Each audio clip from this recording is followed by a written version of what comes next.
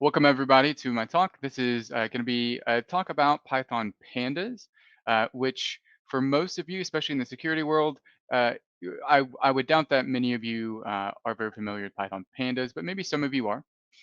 Before we get into the subject matter, I'll just kind of briefly introduce myself. Um, my name is Samuel Cameron. I am an Army vet, so I was in the Army for about 5 years as a 25 Bravo, information technology specialist. Did things like computer networking. Did some security too, though. I was very fortunate to do some security as well while I was in. Um, I got out back in 2017, and I started contracting with the DoD there on Fort Bragg, and I was contracting with Federal IT Consulting, which is just a contractor there on Fort Bragg. I did that for a very, very, very short stint, and I ended up getting a job there at Cisco Systems. Actually, that's my current employer. I started off as a Tier 3 security investigator in the Secure Operations Center, or SOC, and then back in January 2020 was when I got promoted to team lead. So we I'm a lead here for our United States-based SOC, where we do things like host-based forensics, network-based forensics. We do some response, all those kinds of fun things for our paying customers. That's the kind of things that the team that I lead does. So thanks again for hopping on to my talk. We're going to go ahead and get kind of started, and I will talk to you a little bit about what the agenda is for today. So we're going to start off in PowerPoint, or what you see here. We're not going to stay here though for very long. This is on the technical track, so this is going to be a technical talk. And so I'm going to move away from PowerPoint, and we're actually going to be in Jupyter Notebooks for the large majority of today, which hopefully that comes as a refresher to some of you guys that maybe don't like PowerPoints, kind of death by PowerPoint type of thing. Um, the second thing that we're going to do after we talk about the purpose is I'm going to kind of define what pandas is, just kind of a theoretical standpoint, what pandas is, what are some of the common things that you might hear when people bring up pandas in a conversation. I'll talk about some scenarios that I've personally used it. That way, hopefully it'll bring some applicability to you guys that maybe currently are in cyber or security or something to that effect. I'll just briefly discuss some of the scenarios, real life scenarios that I've actually used Pandas on the daily.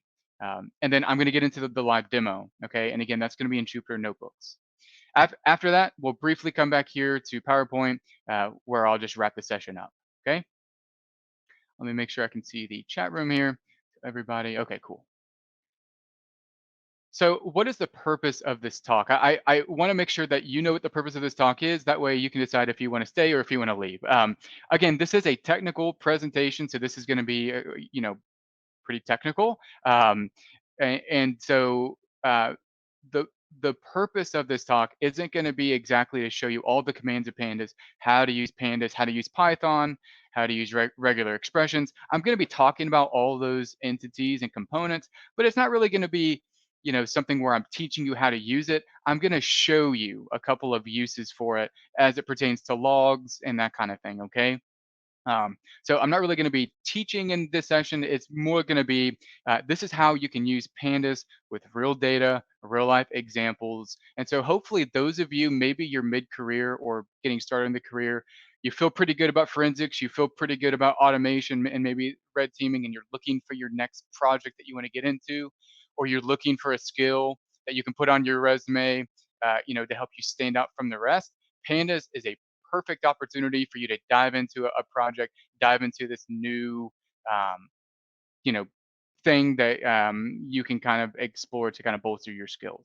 Okay, so that's the purpose of this talk. I'm going to show you how to use pandas um, with real logs and real data. Okay.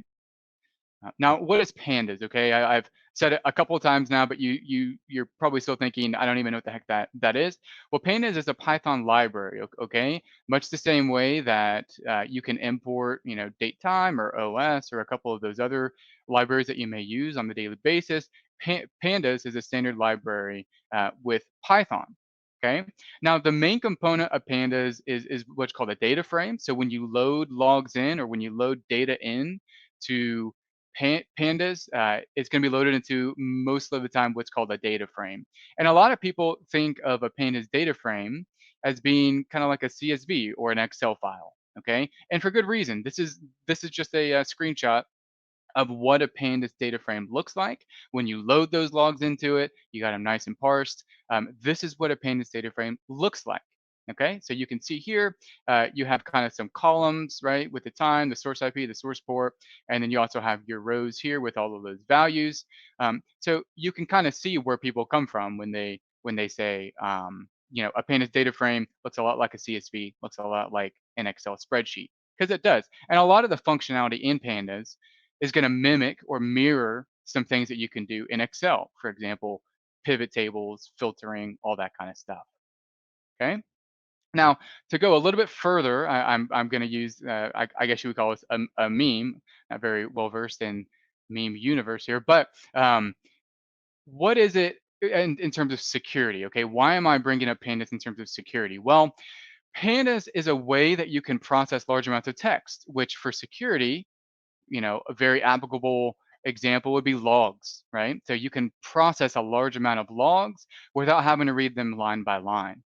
But even more than that, okay, you can use pandas with large sets of logs or large sets of data to do what's called threat hunting, okay? I'm going to show you very, very, very basic. Some may consider them kind of silly examples, but it's just kind of, to get your brain working in the right way here. But you can use pandas to filter, visualize, sort, parse. You can use it to do all those things to logs so that you have this big jumbled, set of unparsed data. You can actually gain key insights from that data using pandas. And even if you have already parsed data like CSVs, right? If you go to your Palo Alto device and you export a CSV, if you go to a Cisco ASA and you do the same thing, you can load those natively into Pandas and it works flawlessly. Um, so what is Pandas not? Okay. Some of you may be hearing me say stuff like search, filter through data, logs, all this kind of stuff, and you may think of SIEM. Okay. Pandas is not a SIEM. Okay. Pandas is the way that I use it is to fill in the gaps where SIMs fail, right? Or to fill in the gaps where there's limitations to SIMs. So, for example, you at your current place of employment or something, you may have a SIM that's kind of immature, right? It can't accept regular expression statements, or maybe there's some exporting, reporting functionality that you're just not getting out of your SIM. Pandas can help fill in that blank very, very, very well. Okay. And even in your ticketing systems, if you can export that, like your tickets to CSV, you can gain insights into some key metrics as well using Pandas. But needless to say, it's not a SIM in itself. It's just a way to search through data. Okay. One more important thing to note here is it's not more important to know than forensics or automation or threat intelligence and all those kinds of things. Okay. So my message to you before we move on, if you're just starting out in security, and you're still kind of, getting your feet wet and all that kind of stuff, um, Pandas or Python in itself is probably not going to be something that you just want to dive right into, right? You need to have a solid foundation of what threat hunting is, um, malware analysis, automation, threat intelligence. All those things are far more important to learn than pandas. But I do think that pandas will help accelerate once you have that foundation. It'll help accelerate your career kind of that next level, and it'll help you kind of to stand out from your peers. Okay. So let's talk about a couple of scenarios and then I'm going to get into the live demo. Okay. And these are scenarios of real life examples of things that I in the SOC had to deal with and how I applied pandas to help solve some problems. Okay.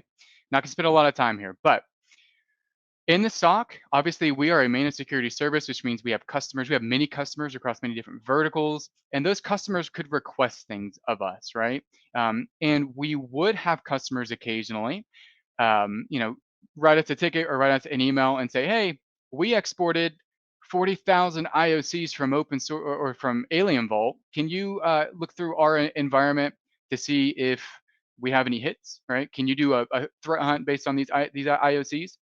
So what we had to do was figure out a way to handle the, tons of IOCs, right?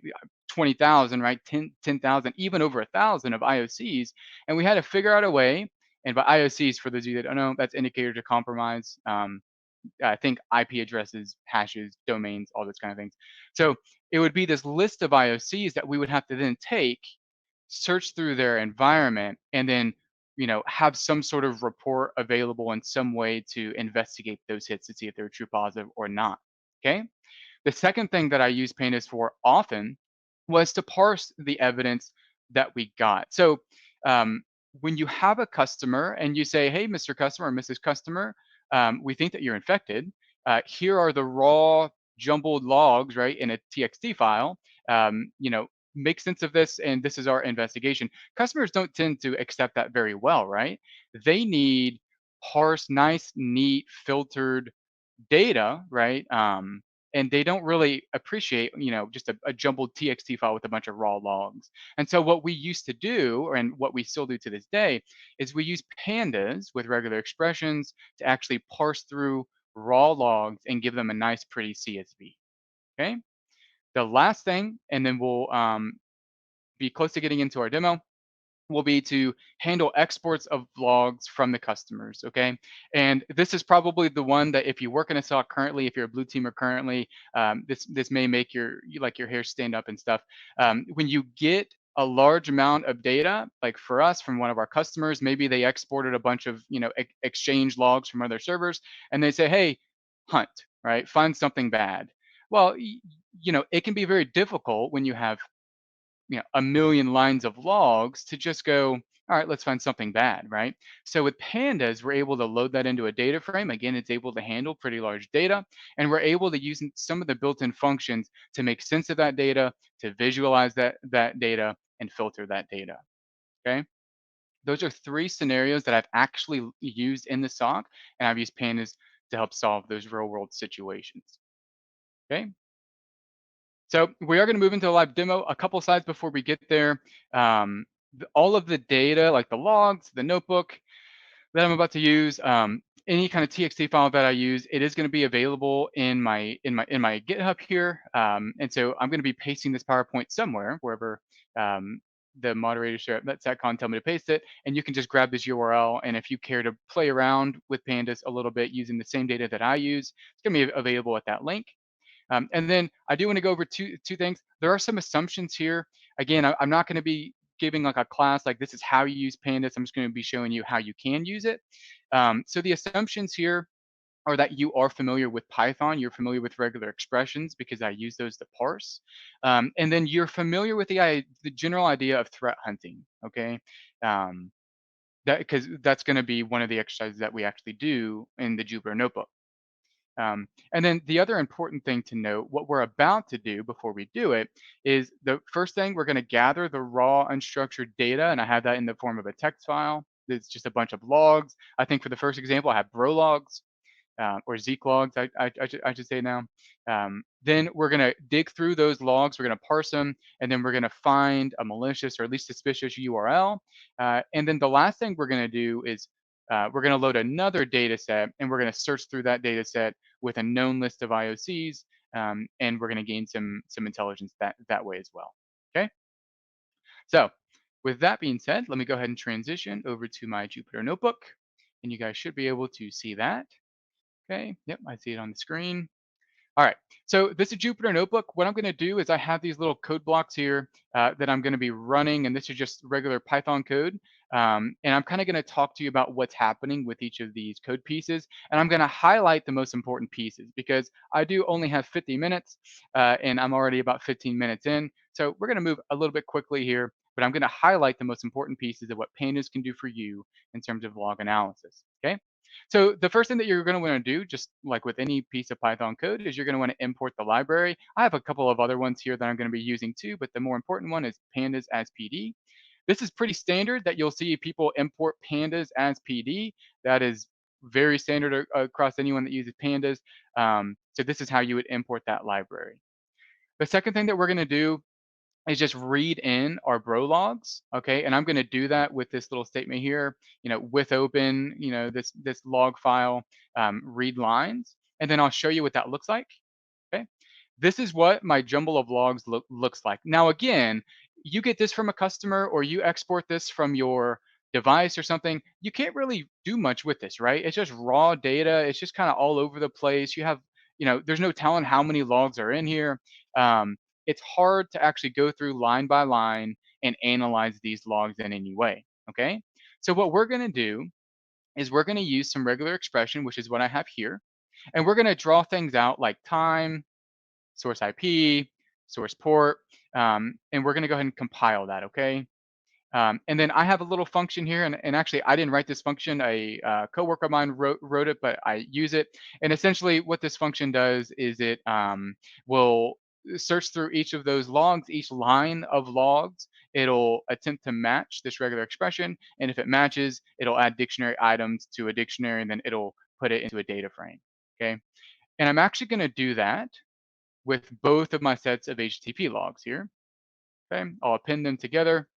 Um, and so now what I did is I used this regular expression up here, and I went through each line and I said, if it matches, go ahead and make dictionary items with those logs and then put them into a data frame. So now you actually get to see what a data frame looks like. Okay. And I'm gonna show you right here. So this is what our data frame looks like. Okay. This is what was outputted from this raw jumbled mess. Okay. And we did that via regular expressions. Okay.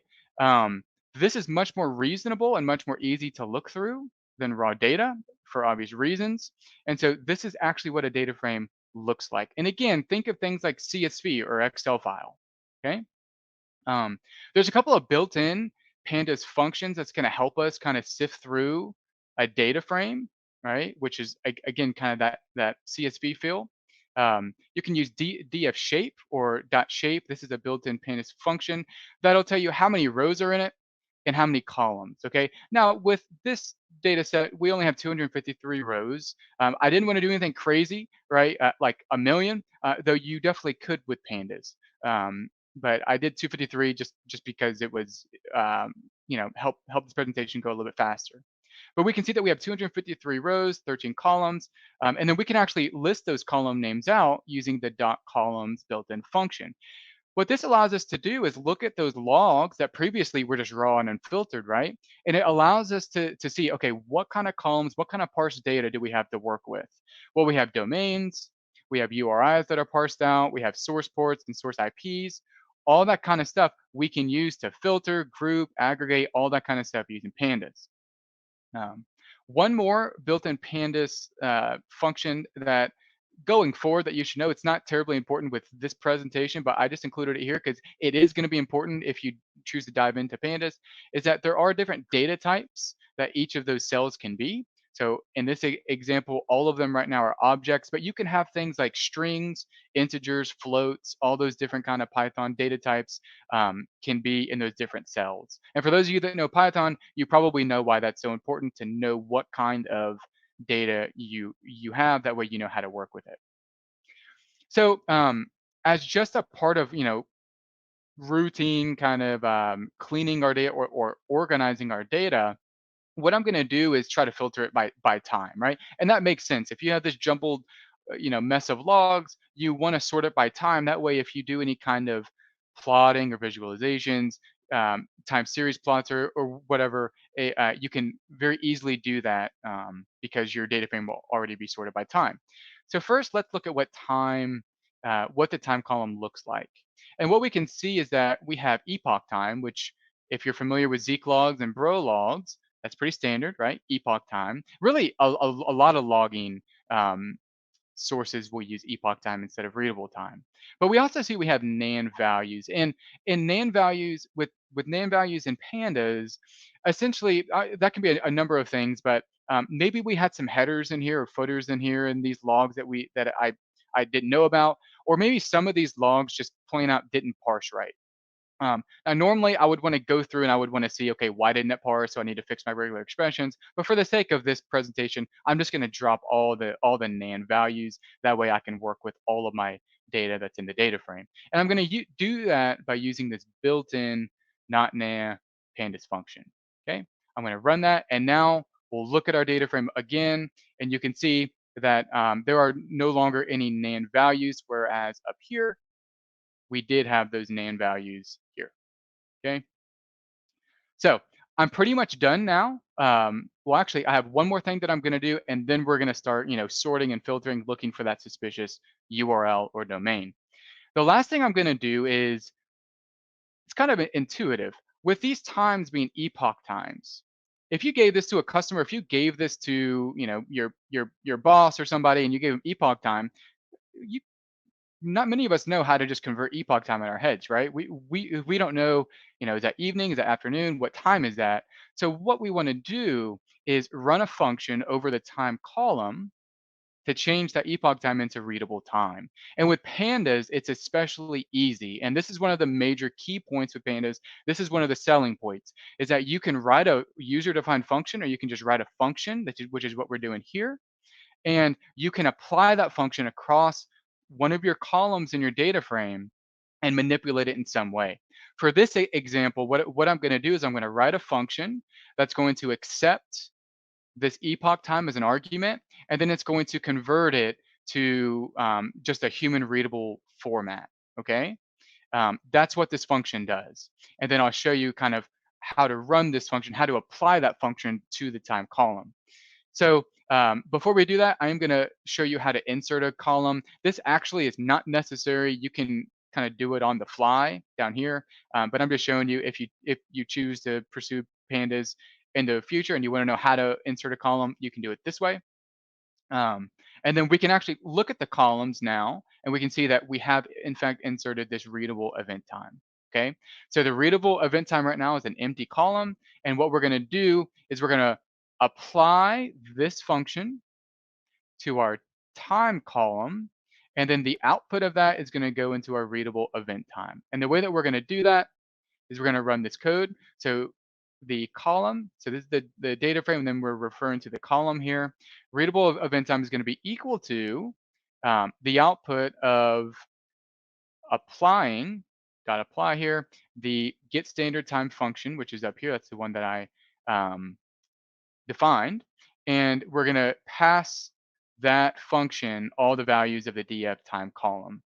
And what's going to happen when we run this is that all of a sudden now we have in our df readable event time column, we have human readable format of time. So we did still keep, let me very quickly show you that we did still keep the epoch times as well, but all we did is we added this readable event time column as well. So we still have the epoch time if we need it in the future or whatever, but we also added this readable event time column to our data frame. That way, when we hand this to the customer, when we hand this to our management, or when we report this, whatever we want to do, we can quickly look at this and say, okay, this is in 2015 on October 22nd at 1644.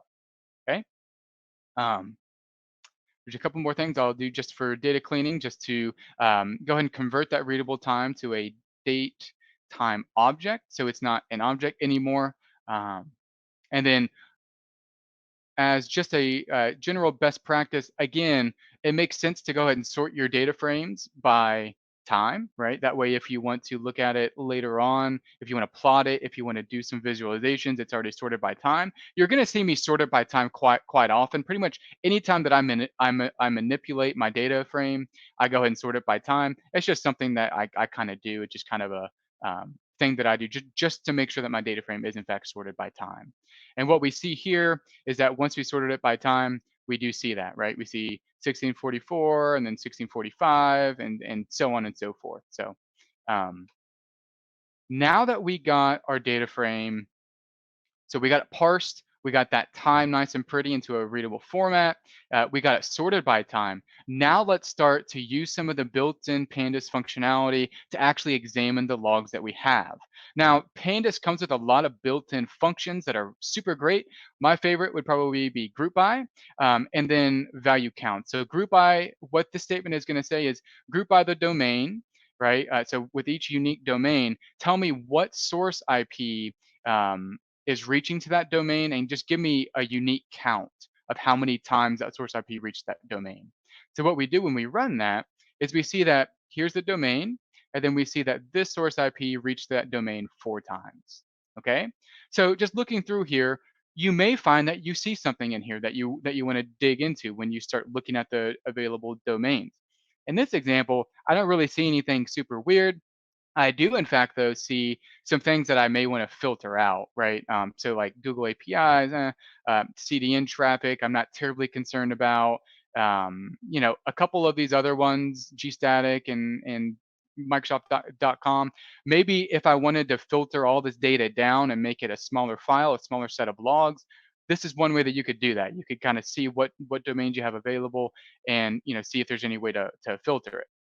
Um, One thing that I did notice though when I looked at this data set was that all of these end in .com, and maybe I'm interested to see, okay, are there any one of my source IPs that are reaching out to something that's not .com, right? Maybe it's .xyz, .top, .biz.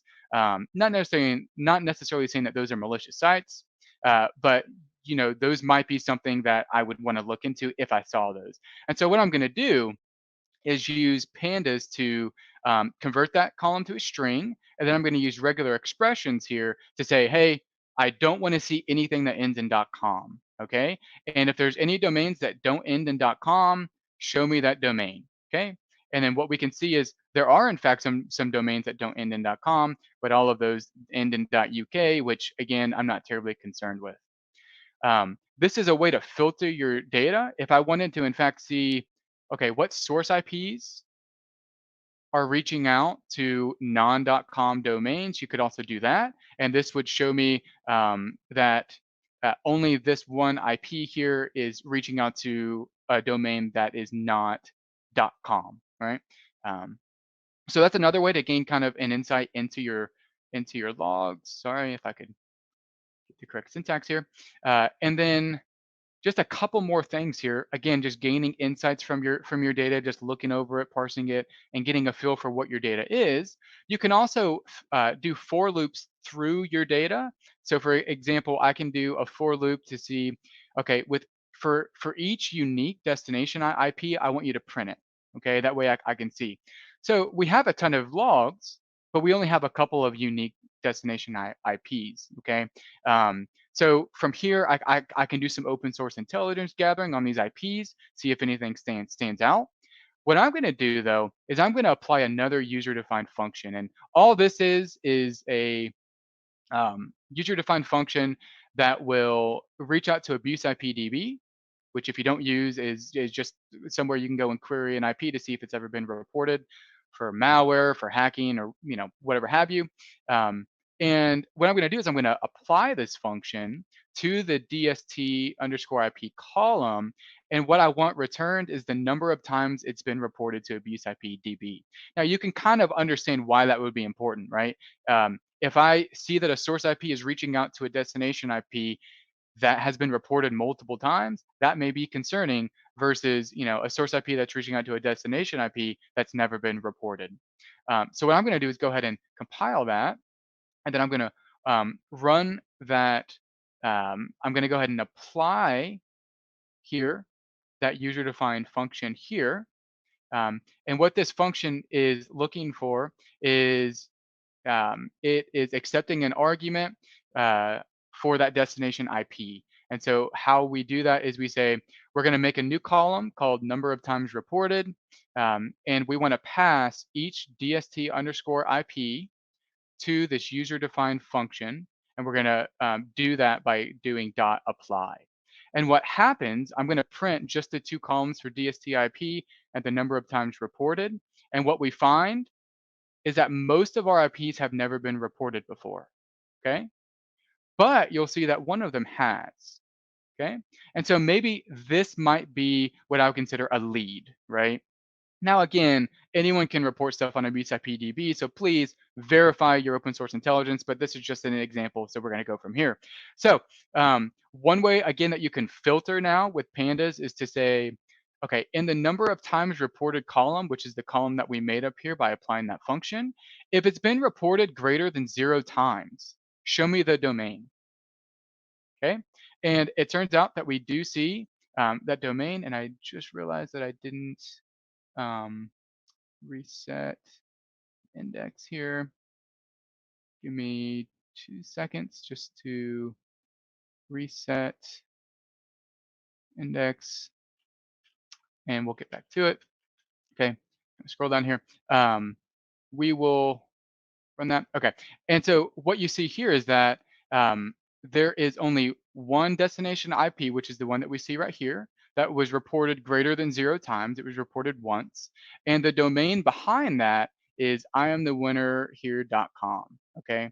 And what Pandas does is it returns us the index or the row number, right? So the index is really equivalent to the row number for all intents and purposes. So what I can do now that I have that lead, right? I can find that index position, iloc stands for index location, I believe. Run that, and it shows us all the data around that log, okay, at index position 134. So we see that it was a GET request for this domain with this URI. And you can kind of see already, oh, that URI looks like it's requesting an executable file, right? That's not necessarily malicious in and of itself, but looking at this, when I see that this IP was in fact reported to Abuse IPDB once, um, and it looks like the domain behind that IP in our logs is um, this URL is requesting an executable file. This may be something that I want to look into now. Like, what is an executable file? Why did it reach out to that domain slash URL? Was an executable file successfully downloaded? Which the 200 OK response looks like it probably was. Another way that you can look at this, if you um, didn't want to use the iloc built-in function, is just to print the domain plus the URI plus the raw log, and this is just the same way that you would print with Python 3. And you would see this is the URL that they visited, and then this is the raw log associated with that, and I printed that right here. And what you'll see, bro logs or Zeek logs, I keep saying bro, they changed their name to Zeek, but what you'll see here is that you do in fact have this source IP reaching out to this destination IP. Here's the URI that we just discovered, and then you'll see bro will give us whatever was returned, which looks to be x.exe, or this just means that an executable file was in fact transferred back, or at least attempted to be transferred back. Okay. Um, that's one way to kind of identify maybe a suspicious malicious IP or something of interest in those logs. One more way, and this is just kind of a bonus here. You can, again, using regular expressions, say that you were interested in looking for any URI that was downloading an executable file, a PowerShell file, um, a .cmd file, temp file, all those kinds of different files. Say that you had files that you knew that they weren't supposed to be downloading. You could also do some regular expressions here, and it would lead you kind of to that same um, index position there with its executable file being requested. Okay. There are some other things here that I won't go over. This is just extra stuff that when you receive this notebook that you can look at. But just for the sake of time, I'm going to skip that section. Okay. So that's kind of, we just gathered those raw logs from a text file, we parsed them, we sorted through them, or we cleaned up that time column, and then we used some group by, we used some value counts, we used some regular expressions to search through those columns and identify something that could be of interest, some sort of suspicious or malicious URL, which if you're interested in kind of, um, you know, what that URL might be, maybe you would use things like OTX or Alien Vault, and you'd be able to see that that particular domain, iamthewinner.com, has been reported before for some less than desirable things. So again, this may be something that now that you found it in your logs, you may consider blocking with your proxy, all those kinds of things, right? This would be what I would consider a fairly successful network hunt of sorts. So part two, and this is the last part, this one should go a little bit quicker because we're not actually going to parse the data. It's already parsed for us. But this is that second scenario where you receive, maybe you have a list of IOCs or indicators that you just want to search across your logs, okay? And so this is really easy with Pandas. It has a built-in function called query that we're going to use to do that. And in fact, even more than that, to see if we have any hits, what we're going to do is if we have hits for TrickBot or for GameCrab or for QuackBot, what we're going to do is we're going to apply a label to that row that says, yep, this log has a hit for QuackBot, this log has a hit for GameCrab, and so on and so forth. So the first thing that I'll show you is if your data is already parsed, and again, These are going to be Palo Alto logs. If you go to your Palo Alto, you can export CSV, all those logs. And the same thing with a lot of your other security appliance, it will allow you to export logs in the form of CSVs. Pandas works natively with CSVs, okay? So I'm just gonna run this command. This just says to read the CSVs, okay? And we're gonna take a look, and you can see that it's nice and pretty already, because again, Pandas works natively with CSV, so it's already parsed out, already has the column, already has the rows and everything. Much the same way that we did the last time, we can see what columns are available to us. There's a lot with Palo Alto. We can also see, okay, how many destination addresses or destination IPs are we working with? There's quite a few. You can also, again, sort by time. And again, we're going to change the object to a date time, um, a, a date time value in Pandas, and then we're going to look at it here to see kind of what we're working with in terms of the time column. Okay. Now that we kind of have an idea about, like, we imported that CSV into a Pandas data frame, and now what we want to do, now that we have that into a data frame, we name that data frame df underscore IOC. Now what we're going to do is we're going to import those IOCs, okay? And I have mine in a text file, but you may just choose to go out and grab them and do them some other way. But I have mine listed in a text file, and what I'm going to do is just read that text file in, okay? And then I'm going to take a look at them, and you can see that they're just a bunch of IPs, not a bunch, but there's some IPs here, and I read them into an array or a list in Python, and that's going to be how you want them to be if you're going to use that dot query built-in Pandas function. Okay. Now we do see also that there is a new line character there, so we are going to want to get rid of that, and we just want the IPs. So I just did some Python magic here, and I just got the IPs listed into a list. That's where you want them, okay? You want a list of your IOCs, and then you want your data frame that you want to search over. And then what you're going to do is you're going to use this built-in dot query function to say, in this column, which is destination address, if you come up here to the columns, you'll actually see that destination address listed in here in the columns available here. And you'll actually see it up here as well when we printed the data frame. So you're going to say, if so look in this column for any occurrences of the values in this list, okay? And we're going to go ahead and do that. And then again, I'm going to sort it by time. I put all of those hits into a data frame called df hits. That just means that, if any occurrences of these IOCs were found in this column, we're going to put that into a new data frame, and then I'm going to sort that by time. And then again, I'm going to do some of the same things that you saw before where I was using group by, and I'm going to just kind of, use some of my columns here to kind of get a grip on what data is there. So these are all the hits that were found in our logs. So we see that we have 4 unique source IPs that are calling out to a couple of these different IOCs, and it gives kind of the number of times that happened. Another thing that you can do is see, okay, which ones were allowed, right? So you can actually group by multiple columns to say group by this IP, but then also group by this allowed. So for example, we're going to group by this IP, and then it's going to group again by allow or block actions to see all of these were allowed. Sorry, all of these were allowed here, and then this one was blocked 4 times. So there's a couple of things, again, using those built-in Pandas functions that you can do just to kind of get a grip on what data is already in your data frame. And again, just taking a look at the column just to kind of get another grip on what's available so that I can do some more group bys here.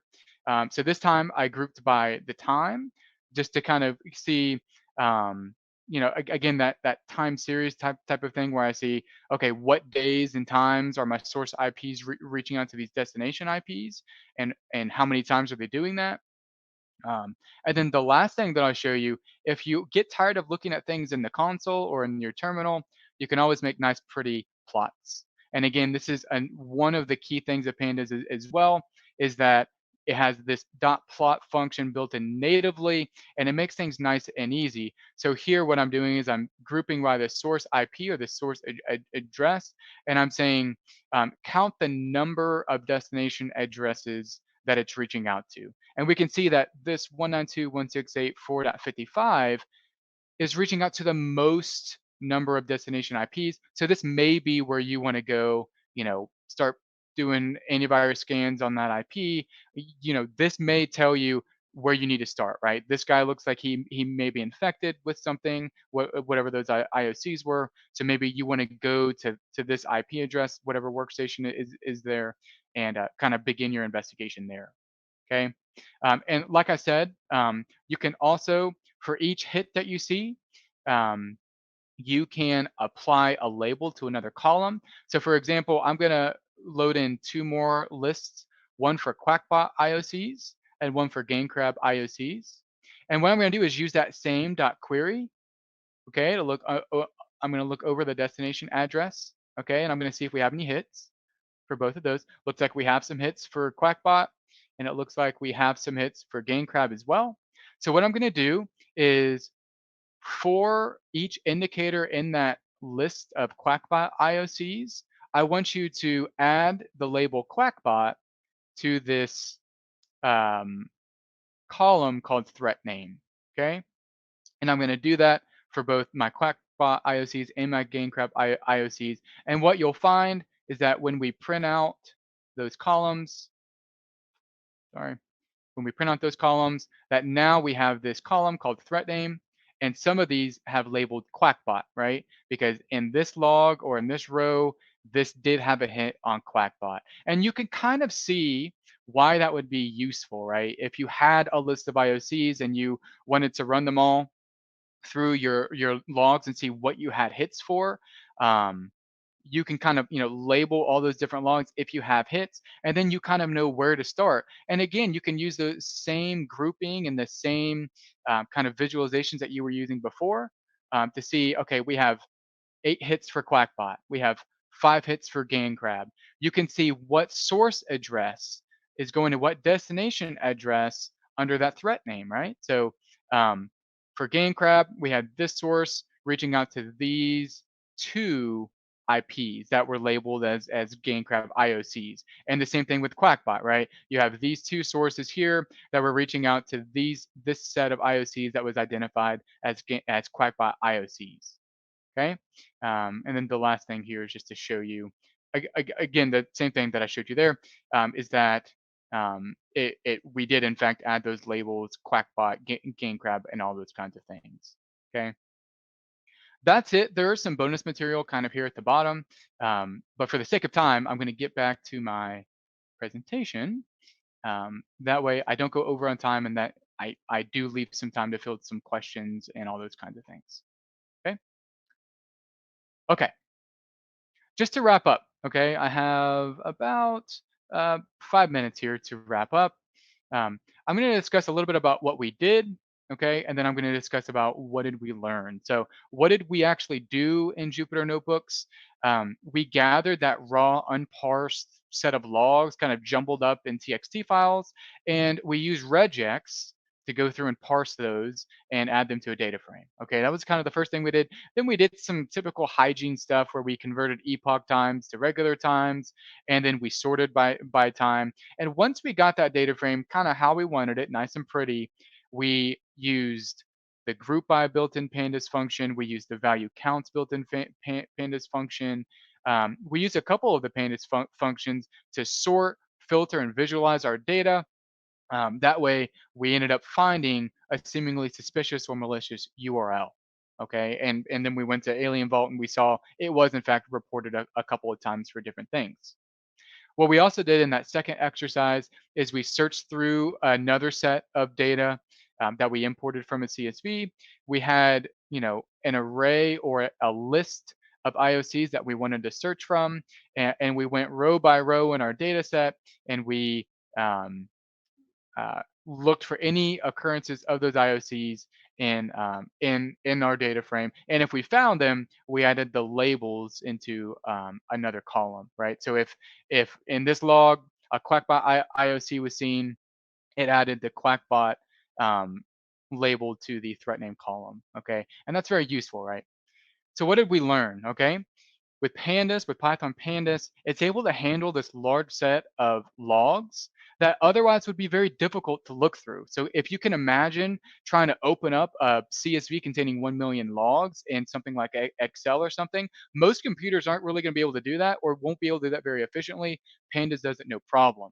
Okay.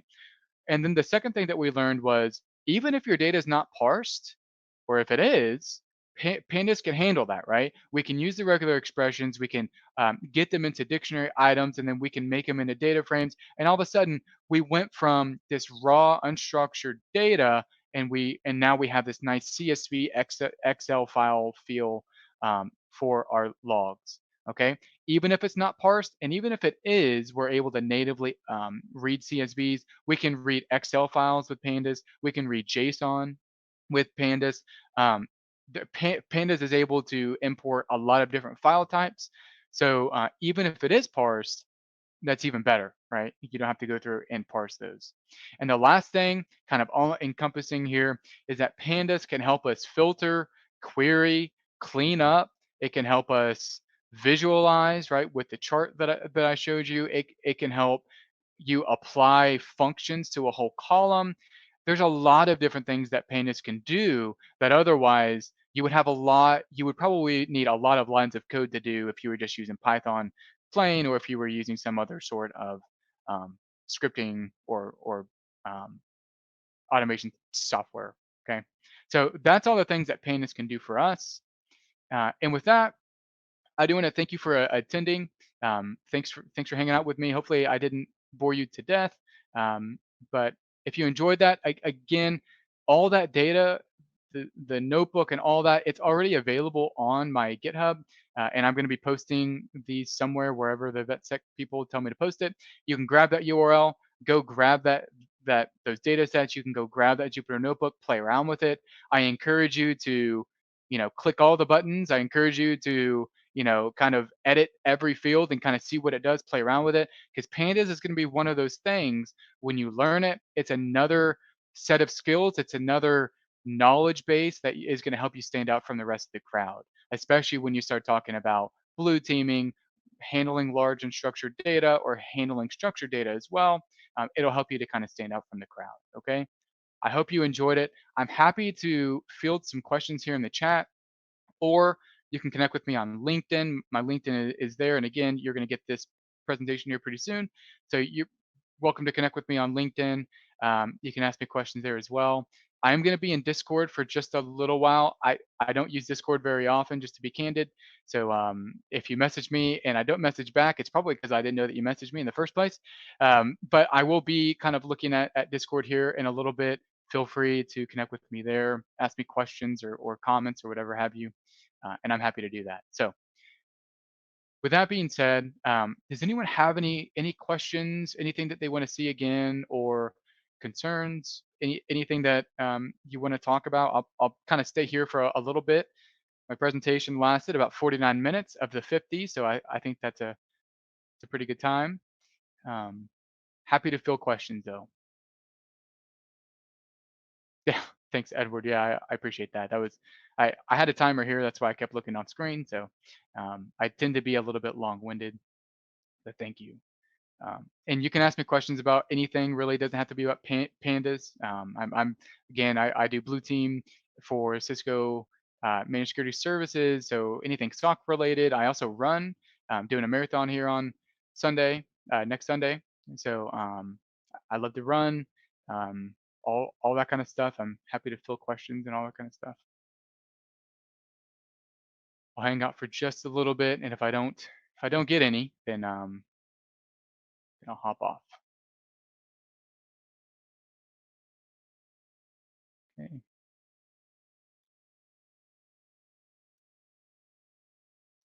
Edward, I actually just joined like right before my call because I also just learned about it this morning from the speaker that was talking about learning languages. So I just joined it actually. So yes, yes, yes, her. So um, super excited about that group. Had no idea. Looking forward to seeing everybody in that Strava group. I appreciate it. It's my first actual marathon, but I've done a lot of halves before. So 10Ks and all that kind of stuff. I've just never done a full. So looking forward to doing the full.